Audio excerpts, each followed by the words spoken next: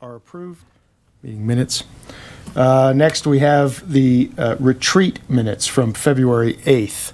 Are there any comments, questions, or corrections on those minutes? And if not, I'd entertain a motion. So moved. Okay, move. I'll second. Okay, so we have a motion to approve the February 8th retreat minutes by Commissioner Sibley and seconded by Commissioner Norton. All those in favor? Aye. Any opposed? None. Those are also approved unanimously. Thank you. Next, we have a report from the chairperson. I do not have anything in particular to review this evening, so we'll move on to communications from our HPC staff liaison. Jennifer.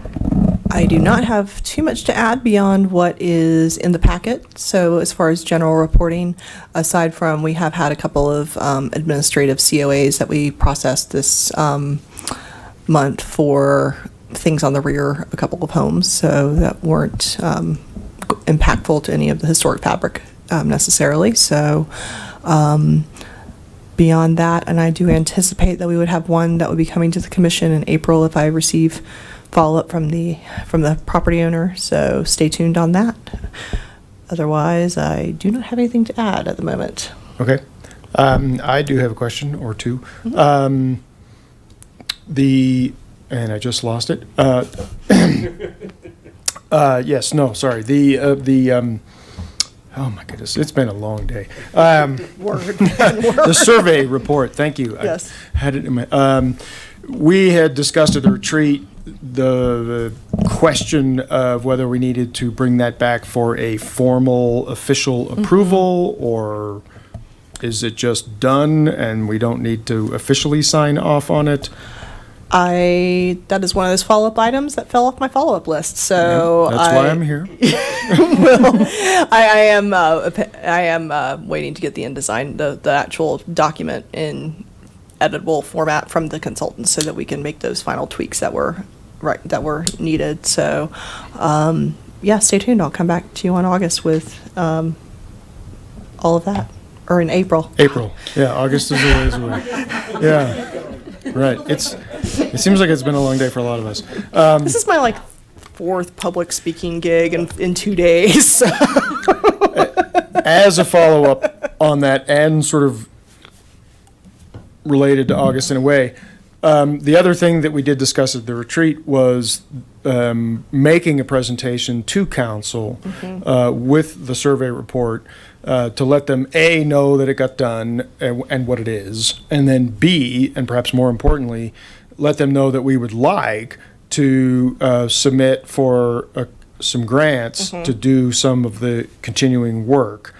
Knowing that the next grant cycle is October sounds like it's far away, but as we have learned over and over again, it comes up and all of a sudden it's gone. Yep. So it's basically next week. Yeah, right. Backing that off, I'd like to see if we, and knowing that it takes a while to get on council's agenda, I would like to push that up on our priority list.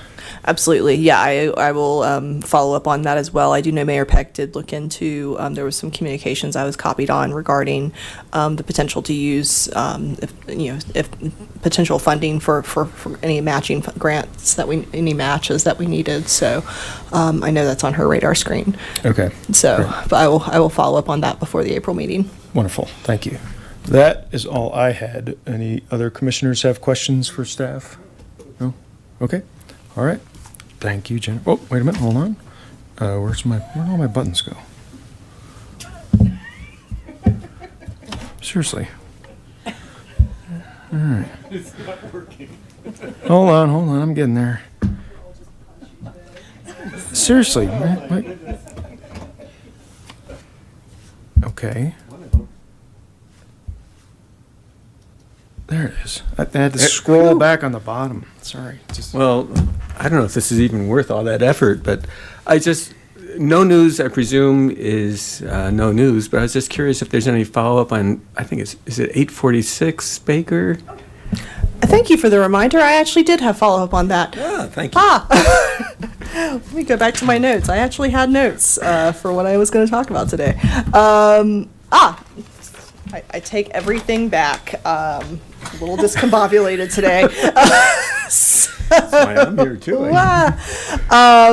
Yeah, so 844 Baker, I actually met with the property owner. They are pursuing doing foundation work and moving the building over. So they did get a quote that was less than he expected. So that is the route that he is going to go. So I would consider that a win. So they're gonna, I think the approach that he's thinking about taking is to move the building so that they could, do maybe an addition to the rear and then do maybe an accessory dwelling unit or of some sort on it. But yes, they are not going to tear down that house. So yes, so let's chalk that up to a win. Thank you for jogging my brain. The other thing I have. Is he thinking of designating the home because it might be eligible? I mean, it might save him some money with all his renovations. I don't know if he's looking to go that route at this point. At this point, I would say the fact that he's not trying to pursue demolition is a huge win for us. So yeah, I think So stay tuned. As I have more information on that, I'll let you know. But at this point, he's looking to do that foundation work and move the building.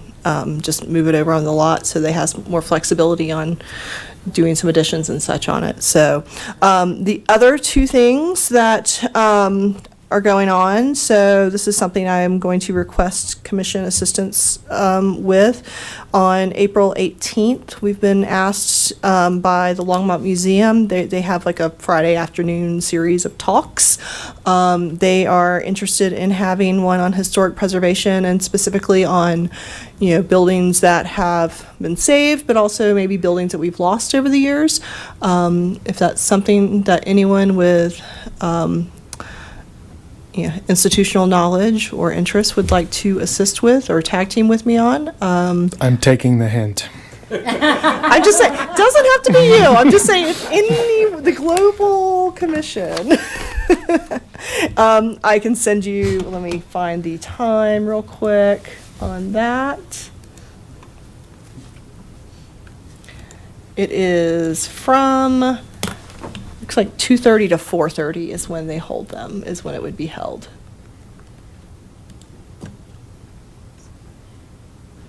Just put 2:30 a.m. So anyone who is interested in assisting, tag teaming with me on that, just shoot me an email and we'll figure something out. Okay, that sounds good. It does appear that my calendar is open for that, so. Cool. I will put in a placeholder, 2:30 to, 2:30 to 4:30 at the 4:30. Longmont Museum, Okay. yes. okay. All right. And I will Sounds good. send you the information I have from Elizabeth on that. The other item is just more of an update than anything. The museum and LDDA, the Downtown Development Authority, are putting in a grant application for the State Historic Fund to do interpretive signage throughout downtown. So they asked staff to provide a letter of support. So staff provided a letter of support. So see what happens there. So is that for the sorry. Now that I get this figured out. Okay, Commissioner Norton. Is that for the April round or for the October round? I am not certain, but I would think for the April round. Okay. Unless the application deadline has already passed, but they were asking me to get stuff to them by Okay. Monday, so, which I've done. That's great.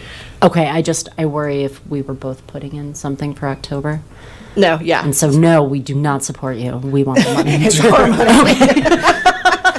I'm just being selfish right now. I Okay. understand. No, I think they're doing the the April, the first one. They're doing the first one. So those are the items I have. So my apologies for completely losing my train of thought. Oh, thanks, Commissioner Jacoby, for picking that up. Along those lines, on that Baker Street, and maybe it's just a subtle mention when and if we get in front of council, I think it would be worth letting them know about that project because, we brought that whole demolition ordinance in front of them, something that the commission worked on for years, and it basically did exactly its job. It filtered what would have been an unfortunate demolition of an historic home without compromising the property owner's ability to do what they wanted to do. They could still develop the property, they could still subdivide it, and it created a potential for another home. I mean, it didn't adversely impact the property owner, and it didn't cause any conflict with the potential for new housing, right? So it really did work. And I think it's Yep. really important to point those things out because there's so much noise and stuff out there that when it works, it's really important to kind of put it back out there. Absolutely. So. Thank you. Yeah, all right, great. Okay, wonderful. All right. So we will move on at this point to public invited to be heard. Is there anyone out in the audience who is here to speak about a topic that is not otherwise on the agenda?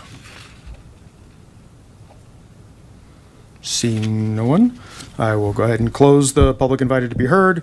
We do not have anything on the agenda for a public hearing, so we'll move to new business, which is a series of updates. So again, these are not public hearings, they're just informational sessions. So the first one, 9A, is Ute Creek Silo update.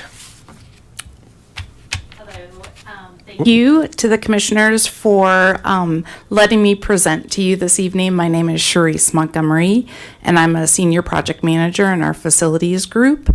If any of you have driven out to our down Highway 66, you've seen the improvements that we have made to the maintenance facility, and the silo is next.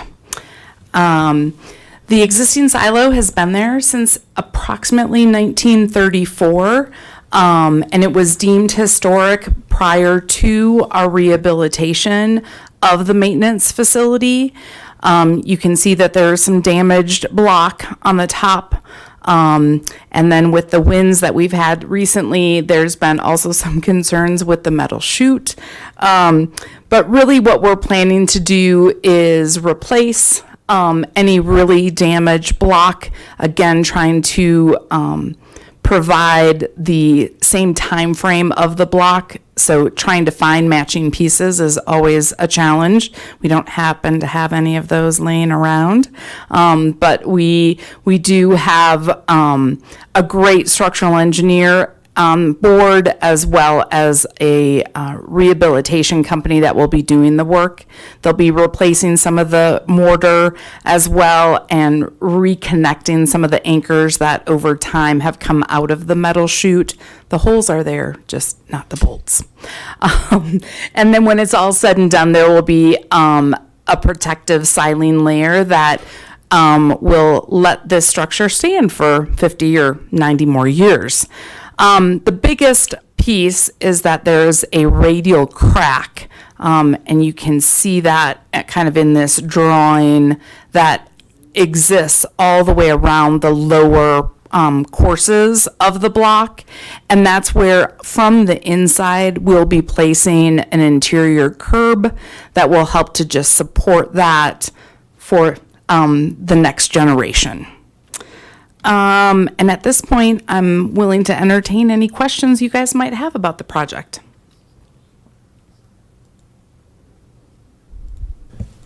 Thank you, appreciate you Okay. coming in. Any questions from commissioners? Yeah. Commissioner Jacoby. The designation of the silo was before I was on the commission, and I was just curious, what is the historic aspect of the silo? If I remember right, and it was a long time ago, I mean, there Yeah. was a farm, basically, it was another farmstead, right? And this Okay. was one of the few structures that still remained in any kind of state that could have been repaired, remediated, saved, right? Okay. A lot of the other buildings, if I remember right, were real kind of like loafing shed type and just sort of really falling apart. Some people also think of it as a beacon when they're traveling on Highway 66 to know when to turn on Sundance. So that was one of the things that was brought up in some of the public communications that we've had for the duration of the project. So.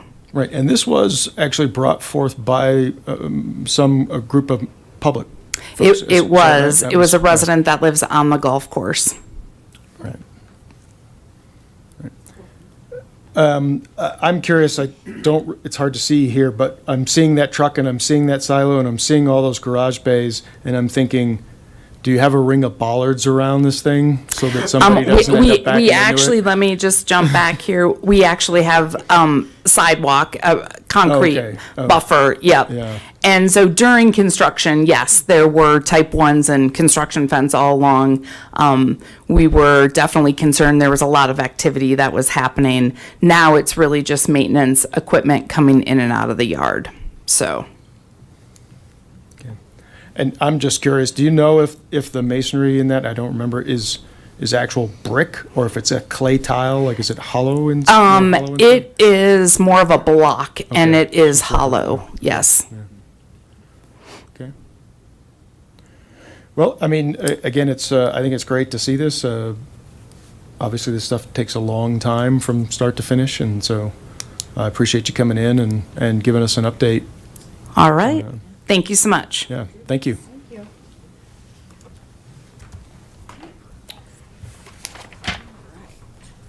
Okay, next on our agenda would be the Beaupre Nishida Farm annexation.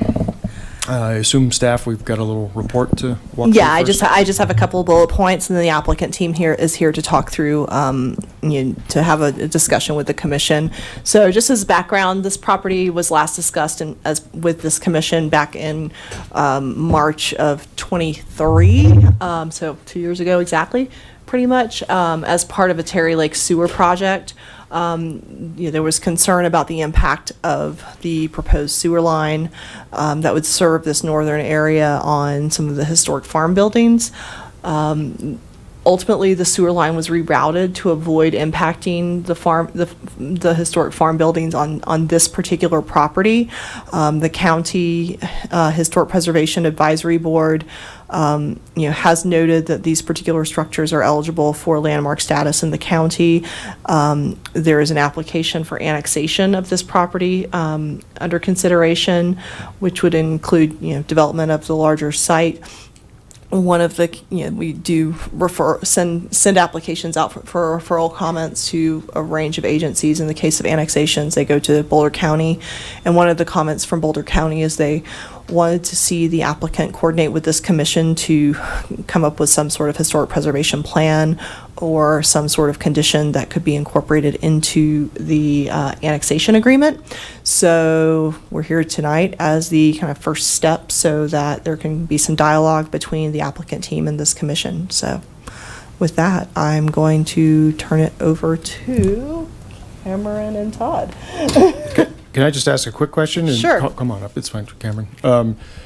So this is, just to clarify, we're in a proposal to annex. That's the process we're in right now? Correct. Okay. Correct. So yeah, so there's an application under consideration for annexation. There's been one submittal. They're getting ready to do another submittal, but ultimately would need to go to Planning and Zoning Commission and City Council and such for final approval. So they're still in the early review processes. There is another planner who's reviewing this annexation. So, but we are in regular communication. Okay, great, thanks. Good afternoon. Wait. My name's Cameron Grant. I'm with Lyons Gaddis. I'm land use counsel for the applicant in the project. Also here today is Todd Hager with Galloway, who will give you a little more detail in just a minute. Just, as Jennifer mentioned, we're here to start the conversation about how to coordinate with the commission on an appropriate plan for the property. And did want to make a couple of kind of clarifying points as we begin that process. And then we're really interested in any feedback you have on how we can best provide additional information as we move forward through this. So first, since the Terry Lake Sewer project was going through, the applicant in the project has changed. So it's now the Empire Group that is pursuing this annexation and the eventual development of this site, that's in unincorporated Boulder County, as well as the site to the west that has already been annexed into the city. So we're pursuing an overall plan, but annexation is our next step in the process. You know, when Boulder County looked at this, and this has been looked at a couple of times, and I think it's all in your packet, there was a fairly detailed assessment of historic and cultural sites done back in 1997. You know, at that time they identified 15 notable either historic or cultural elements on the property. And subsequent to that, there was a study done in 2021 that determined that the bulk of the significant structures had been removed in the interim, and that now there were 5 of those original 15 are still remaining, and one of those 5 is a metal barn that was built in the 80s, and then there are 4 others that are much older. And so I think from our perspective, where we're focusing is what we're intending to do as we work through the process is obtain a current update to that 2021 study, and then come back and present those findings to you and say, okay, here's what today the world looks like today, and then based on that, we'd like to develop a meaningful plan moving forward. One of the concerns that we have identified, at least as our group at this stage, is that the condition of those 4 structures is somewhat questionable. Some would say very questionable, but that's why we really want the specialists to get in there and take a look and give us their assessment. So we are concerned with the deterioration that's occurred over the years, as those haven't been, properly, protected against the weather. No maintenance. No consistent policing of people getting access to them and doing all sorts of things. So that's kind of where we are in the process. We don't want to get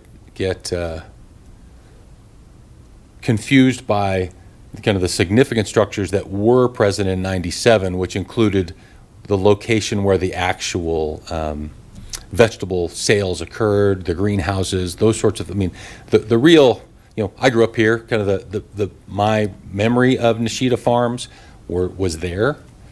These are associated with the Nishida family, but we don't, at least our 2021 study indicates that those were not as directly tied to that activity. So what I'm going to do is let Todd talk through a couple of the photos that we have, and then really we're just looking for some feedback from you, questions from you that we can consider as we go back to work and then prepare to come back again. All right. Thank you, Mr. Grant. Yeah, all I need is the second slide of the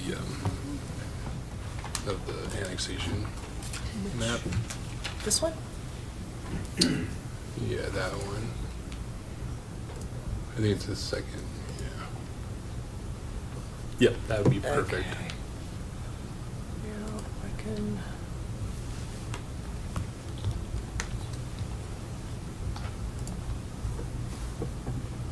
There you go. Great, thank you, Jennifer. Hello, Commission. As mentioned, my name is Todd Hager with Galloway. I'm just going to give you a little bit more background of the active application for the annexation itself. So as you see on the screen here, the highlighted area on the east side is really the annexation that is being processed with the city of Longmont right now. That comprises of 57.06 acres. With this annexation, if it were to be accepted, it would go through obviously a zoning designation, since it currently is with Boulder County, would be transitioning obviously to the city of Longmont.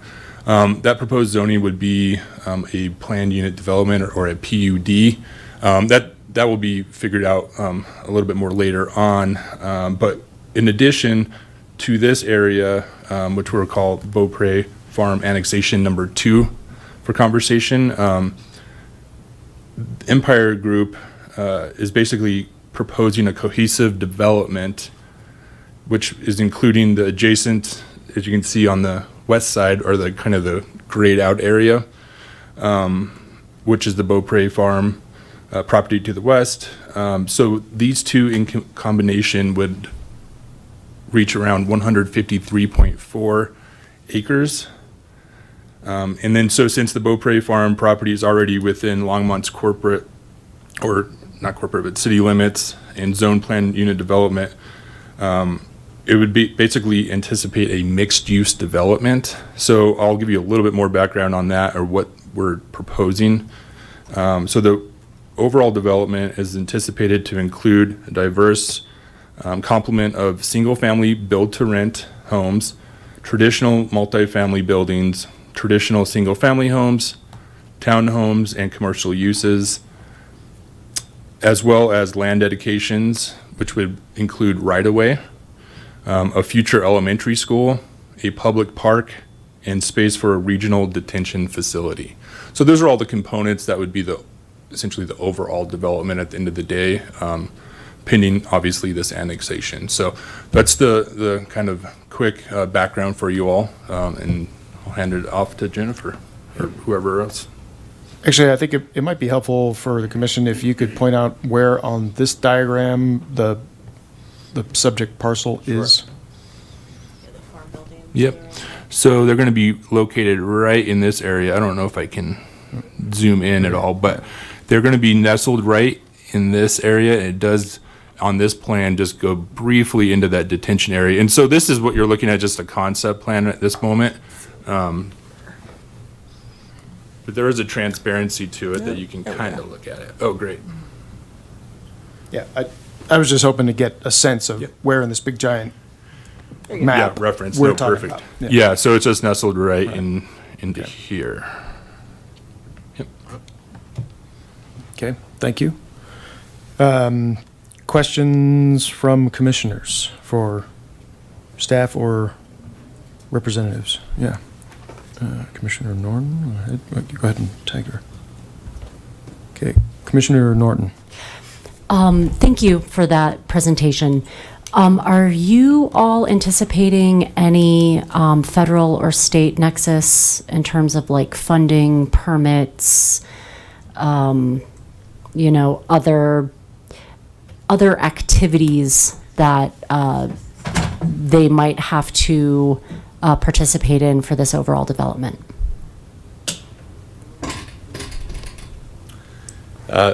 It's very early in the process. However, we are talking certainly at the local level about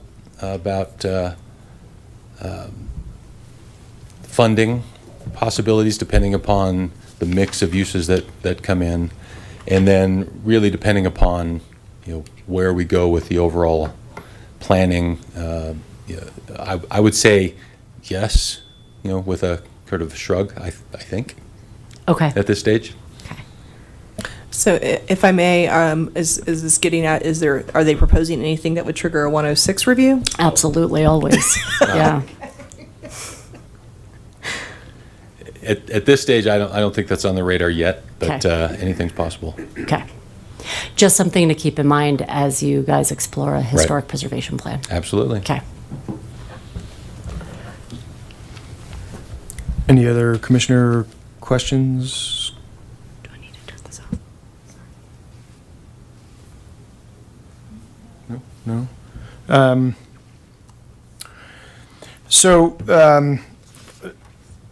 You mentioned that the report, so the last report, the most recent one is June of 2021, right? So obviously updating that would be important. I know that in the past, some of these reports have included some archaeological explorations, and I was going to ask Commissioner Norton if you want to comment on that. I mean, is that something that is recommended, required, suggested?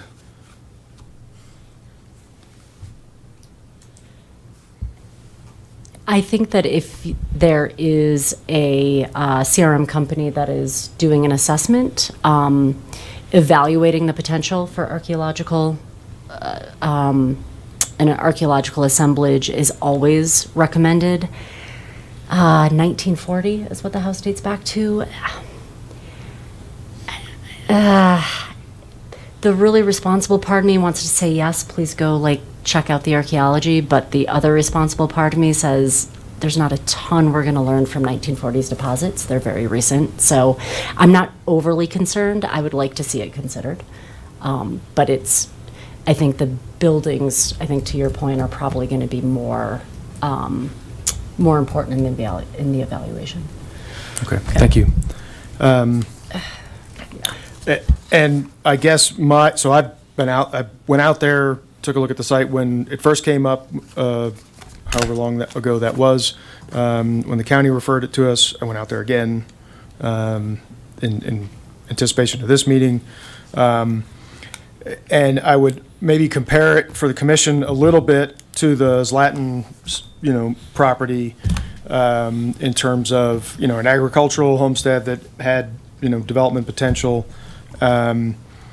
What I see different here is the Zlatan property probably had more architectural interest and significance and richness to it. In particular, I think the barn that we ended up having saved had a fair amount of integrity and architectural interest. Obviously, the structures here, I think, are maybe weaker in terms of their value to the property at this point. And I think what the strongest point of this property is its history orally, right, and association. And so I guess one of the things that we talked about on this Latin property was, would the applicant end up creating some sort, making a full documentation of what was there to be sure that it's completely updated, and then B, having some sort of interpretive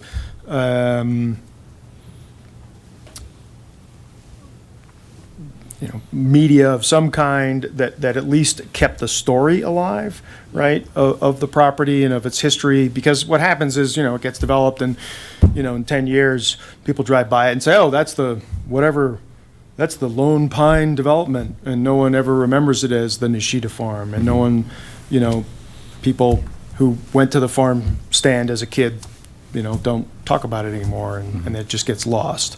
And so I think, to me, looking at this, I mean, if the buildings were really amazing, I would be a champion of them. I'm not sure that I am. Yeah. But I do think making sure the story gets told is really important. Yeah. I'm making a note to scratch Lone Pine from our. Okay. So I'm glad you mentioned that, Commissioner Lane. In discussions of how this takes shape, and again, it's early, right? There is a desire to come up with an appropriate way to memorialize, I don't know if that's the right term, the historic significance of the site. And there are a lot of opportunities for that, including some of the ideas that have come up, and this is kind of where we're curious for some feedback, would be in some of the residential communities, establishing a community garden that is, the Nishida garden, or doing something that actually talks of the history that we can put in other kind of public places in the community. So to the extent that you have any guidance, we're all ears for that. If you'd prefer us just to come up with some ideas and bounce them off you, we'll do that as well. But I think where we are today, we want to kind of pursue both avenues, really understand what's out there today, the condition, identify what is significant if there is some preservation opportunity, and then whether there is or not, I think the other component is important for us as well. So, yeah, thank you. I appreciate that. I guess the other thing I can think of to say would be, if we've already lost some of the more maybe important structures, is there any record? Can we recover any record of them, right? In order to basically document, right? Is there a photograph that shows those structures in the background that could be preserved and incorporated?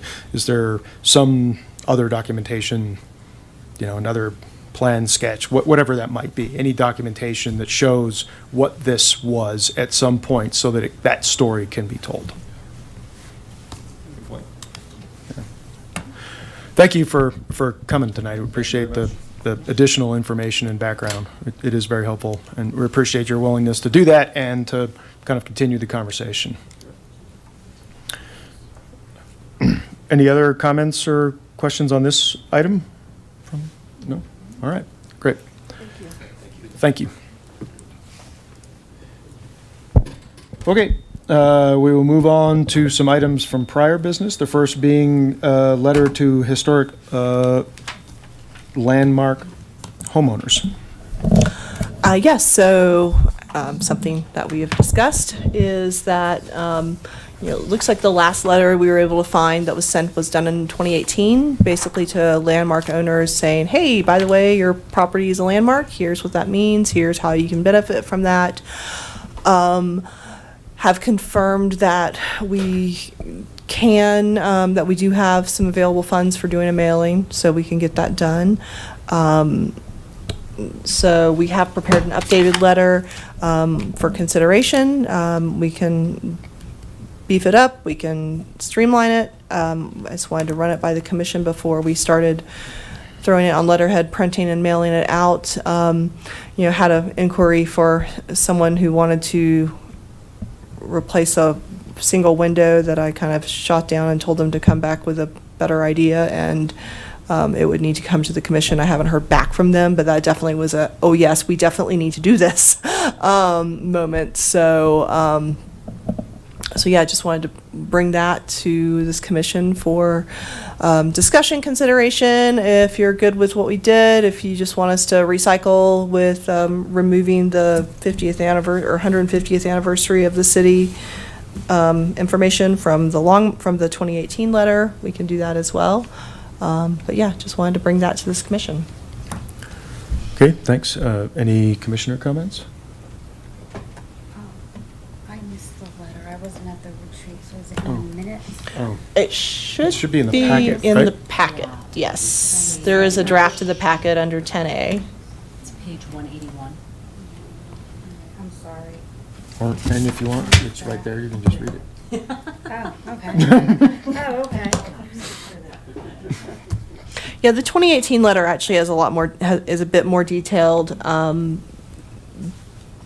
But I just, it's one of those, do you send a 2-page letter that they're only going to read the first page of, or do you give them an overview with some links to websites and contact information for more information? So it's one of those, which approach does this commission prefer?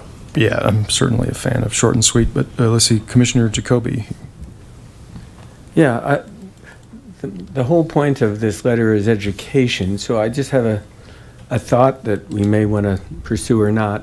I live in a historic neighborhood, and all my neighbors and I go to all the open houses because it's always interesting to see what people have done to the interiors of these old places. And I've talked to a number of realtors when I've done this, and a lot of them have no clue as to what historic designation means when an owner buys a property. And I'm wondering, should we send, I don't know how many realtors there are in town, and certainly a lot of realtors from outside of town are selling homes to people here as well. But maybe we should send this letter to realtors in town as well. Just a thought. Because proactive education, I think, is so much better than a realtor pushing this house on somebody and then the person comes in and all upset and says, I want to replace my windows or whatever. There is a Realtors Association in the area, so we could definitely come up with, put together something that is tailored to the real estate community for sure. I think that might be really helpful. Because as a planner, the words that strike me to my core are, but my realtor told me. Yes, exactly. Yes, I don't love those either. Let's see, Commissioner Tarek. Okay, yes, thank you. So, I mean, I think this letter is very important, and I may have missed something at the retreat, so if this was talked about, I apologize. Okay. But something that I've been thinking about, and something that was a theme of the conference last month, was that kind of the first step in getting people to buy in to preservation isn't necessarily, I think, this letter, but trying to reach them in a way that is more personal, that is more emotional, for them to understand preservation and like, so what if I want to, you know, change the windows on my house, or I want to demolish this part of my house, or, you know, I mean, I'm just thinking, you know, small, but, and so the idea of, and I don't know if this is a letter or this is something else, this is a different kind of outreach, or like Rick was saying, education, is the idea of just getting people to buy in. And so they were talking about the idea of like, just making people think about 3 important places in your life, 3 places that tell like your life story, and making them think about it. Place could be there, doesn't have to be there anymore, it could be a place you still reside in, place that's far away, whatever. And then having them kind of think about the stories related to the place, the people related to the place, emotions, you know, your senses, but having them understand why preserving, and when we say a place, that could be so many different things, is so important to a person, a family, a community, a city, a state, a country. And so, and I don't know, I mean, if a letter does this or something else does this, but if you haven't already bought into preservation, and I get this, it's informative, but if I haven't bought into it, I don't think I'm going to follow up. And so I don't know if it's the letter or something else, but this feels like it has to be partnered with something else. So I think there's 2 different audiences.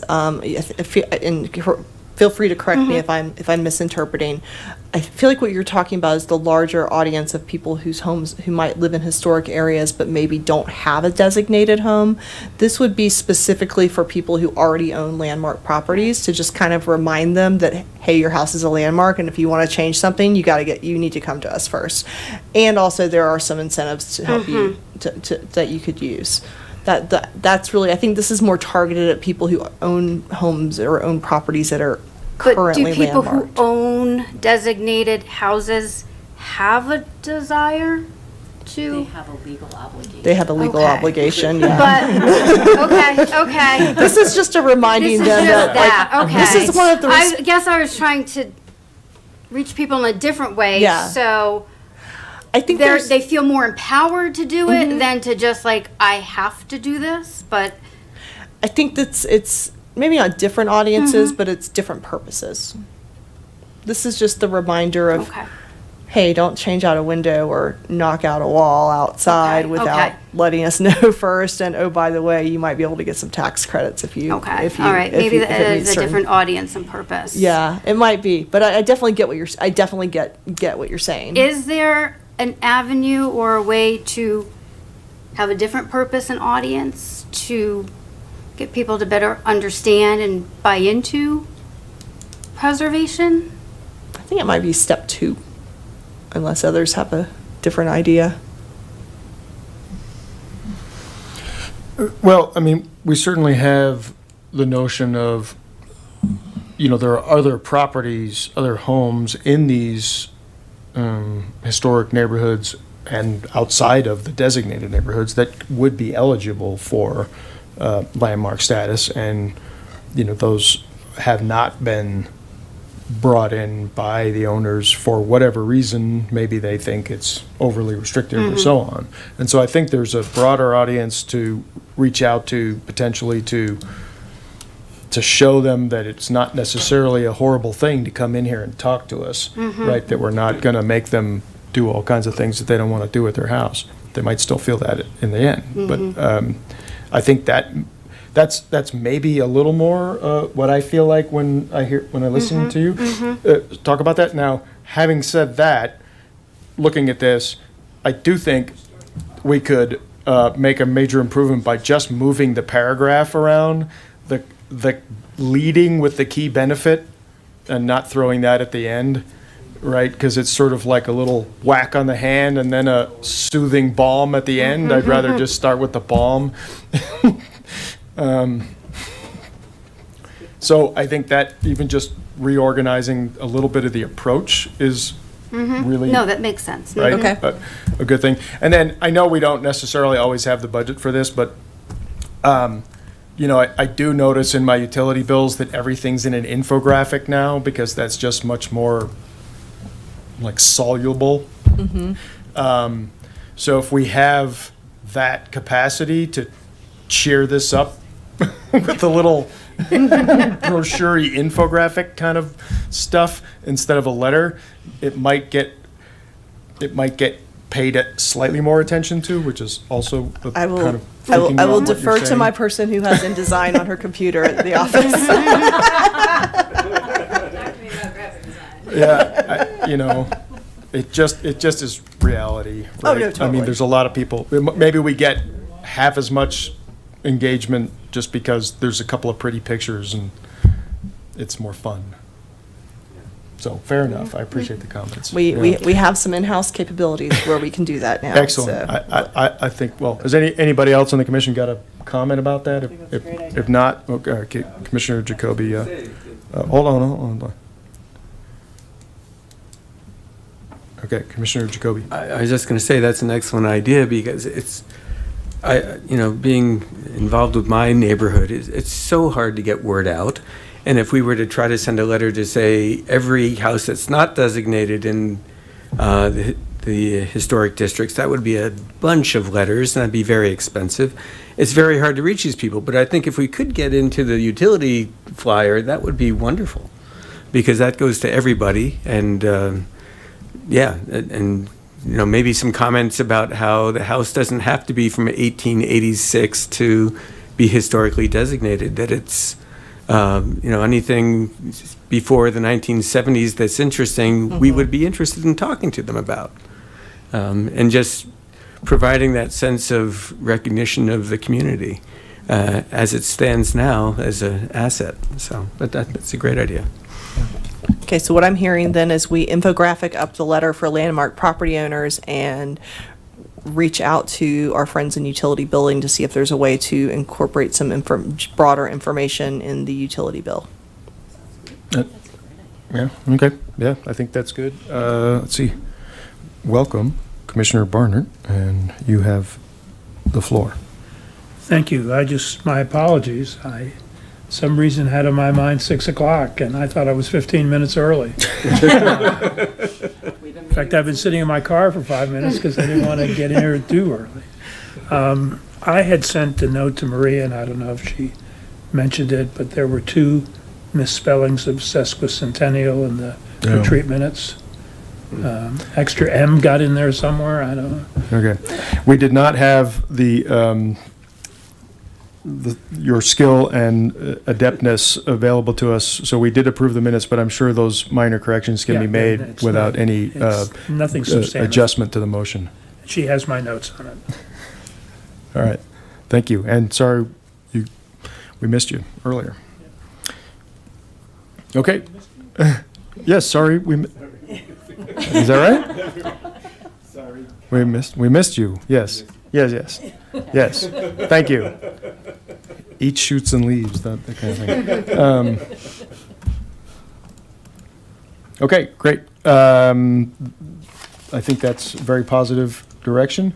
Last big item on our agenda is solar panel standards. We talked about this at a meeting last year, and we talked about it a little bit also at the retreat. So thank you for following up on that. So I'm going to bring Melanie Neske up to the podium to discuss this, since she has been spearheading the research and moving forward. So I guess the question is, we have before us this evening is the approach to take, and some information was provided in the packet. So with that, I'll turn it over to Melanie. Yes. Hello, thank you all. A little short. Go there. Thank you for your time this evening. I'm the associate planner, work with Jennifer. And I've been reviewing these guidelines. We touched a little bit on that at the retreat just to see if there were any specific areas we wanted to look into. So I did take a look at the Secretary of the Interior, NREL, National Alliance for Preservation Commissions, as well as local municipalities like Denver. You'll see some more of the snippets of Denver's code in the packet as well. It was nice to see there was a lot of similarity between the guidelines across the board. The general principles stand with the intention to preserve the historic structures' energy efficient features as they are, porches, operable windows, maintaining the original materials, and aligning the installation with our historic preservation guidelines. I think the really helpful aspects of the, particularly Denver's guidelines, shows where on the roof placement would be ideal for historic properties, as well as minimizing the visibility with offsetting some of the panels 3 feet from the roof lines, and having some direction for screening if they wanted to do it not on the historic structure, but perhaps on the historic property as well. So most of these are going to be best practices that were recommended for various types of roofs and setbacks, accessory structures, and installation considerations to ensure that they would be removable from the historic features. I think one important thing to note, or there are some that came up actually at the retreat with the coverage, tree coverage often limits the location that you can put for solar installation. So for Denver's code in particular, they allowed for accessory structures, solar panels to be installed anywhere on the roof. One thing that came up in some other aspects were if they were be visible from the public right of way, that it should come before the Historic Preservation Commission for your review. So these were general guidelines for staff to sort of get ahead of it before we had any additional applications. So just curious to see how these stand with you and at what point you might want to see some of these projects come before, for accessory structures or corner buildings, those sorts of things. Great, thank you, and thanks for putting all that information in the packet. Commissioners, questions, comments?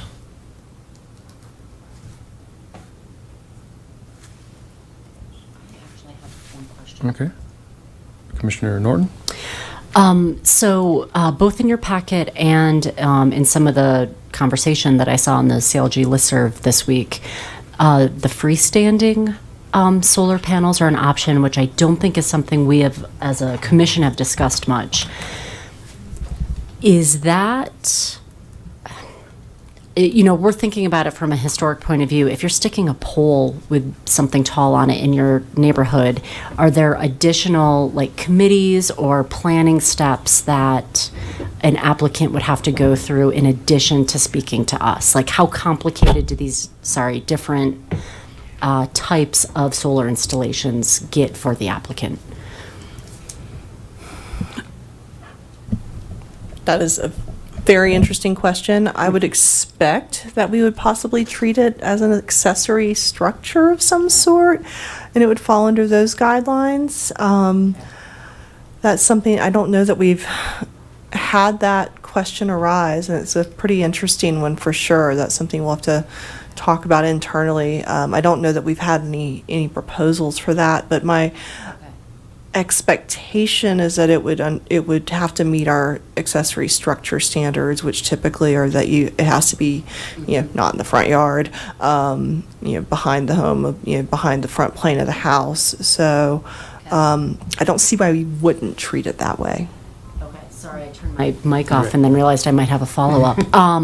In that case, is that the type of solar installation that would even come in front of this commission, or are there certain ways that we could streamline that conversation? And I don't have an opinion either way. I don't know how this commission would feel about that. My guess would be if it's a landmark property that it would, right? Mm-hmm. But if it's not a landmark property, then it wouldn't necessarily. Is that? It seems that we reasonably would correct? probably treat it no differently than if someone wanted to put a detached garage or an ADU on their property. It would need to come just to ensure that the placement was sensitive. I can tell you from experience working in another municipality, they didn't have any regulations on windmills, basically, you know, and a structure. And then somebody put it in their yard, and the entire community went completely nuts. And I was serving on a planning commission at that time, and we spent 6 months writing a part of a development code language for, you know, how to deal with these wind and solar installations. And then no one ever built another one after that. Guessing it wasn't a cute Dutch windmill. No, it was not. But it just takes one, right? One person who wants to fly a pole of, canopy photovoltaics and the name of green whatever, and all hell could break loose. So it's a good question. Other questions, comments? Yep. Commissioner Sibley. Yeah, so I was looking in the packet about the freestanding and detached ones, and there are mentions in that about, having it not visible from right-of-ways and things like that, and I didn't see anything additional that, like from what you guys brought up. I mean, what Denver has already written seemed pretty decent, so just wanted to throw that in, that it seems like that's pretty, I couldn't think of anything else other than what Denver already wrote. Okay, thank you. My comment would be, I really like the Historic Preservation, the National Association of Historic Preservation Commission's simple set of guidelines. Because again, it's got a lot of pictures, nice big text, graphics. Like you're trying to give a homeowner this thing. They are not reading the NREL report. It's not happening. If I think it's good to be aware of it, and to, if someone came in, who's using an architect and they had a bigger project and they wanted to do this and they weren't really aware, you could say to their architect, hey, have you read this report? Because we're people who read stuff like this. But a homeowner is not. Maybe an uber excited engineer might, but most people will not. So I am in favor of using that, the Alliance Preservation Commission, guideline as our kind of referral document, and along with that diagram from the Denver one, right? Because it just really super clearly illustrates what is good and what is not. And then maybe leave it more or less at that, with the caveat that, if you want to, again, at staff's discretion, if it's on the backside of an accessory building off an alley or something, because that's the way it faces, it's probably no big deal. And if it's somebody wants to do something that's really going to have an impact on street front, then they ought to come here, right? I mean, that's just the kind of common sense thing. So that's where my head is going. Let's see, Commissioner Tarek. I was first going to say, I agree very much with you. And I was looking at, what is the NAPC? Is that what it is? The Standard 2 and Standard 9, where it said conform to the Secretary of Interior standards. And both of those recognize, like where it says new additions, alterations, but that we need to protect the historic integrity of the property and its environment. And it talks about, so the environment could also be, your yard or your space around your house. So I thought both of those standards kind of fit nicely, and we could use them to help if it's something freestanding. Yep, that's a good point.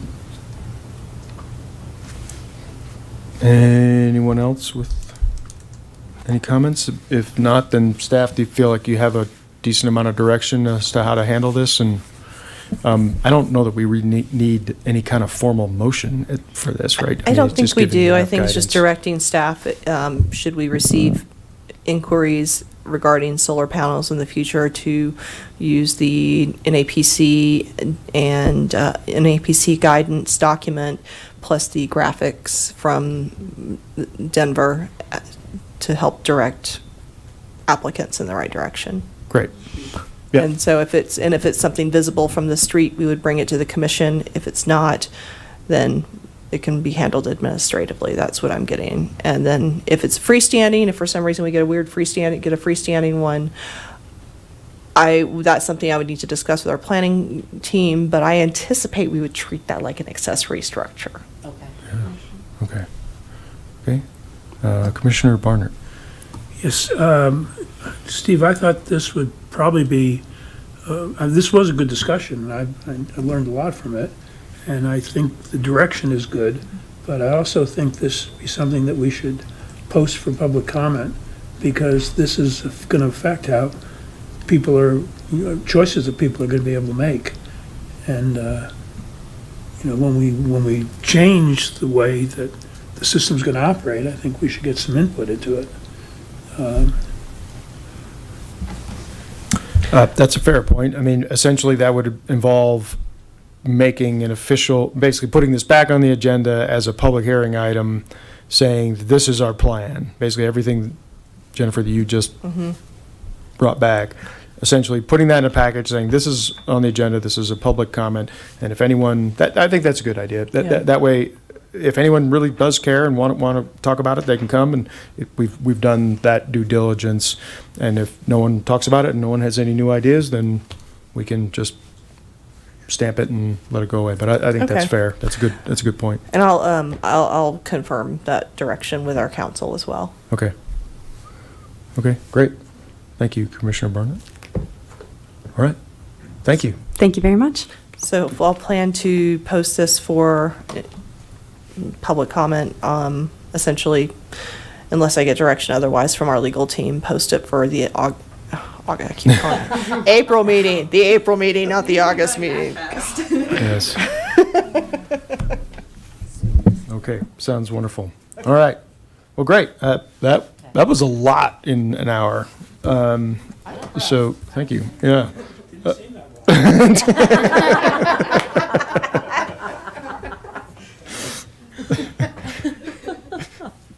All right. Do any of our HBC commissioners have any comments that they would like to make?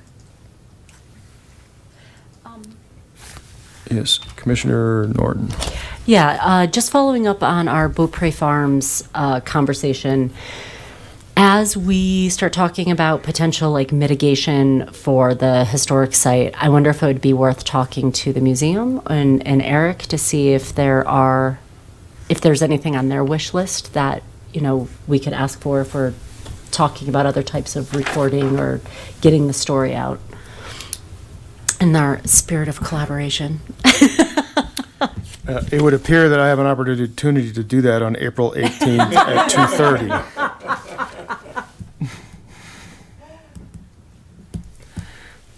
Great, I appreciate that. Either of our reserve commissioners have anything they'd like to offer? No? Okay, thank you. All right, and we do not have a representative from City Council present this evening, so at this point, I will entertain a motion to adjourn. Oh, I'll make the motion to adjourn. And a second? Second. Okay. We have a motion to adjourn from Commissioner Norton and a second from Commissioner Jacoby. All in favor? Aye. All right, we are adjourned. Thank you all for your time this evening. We were a punchy group.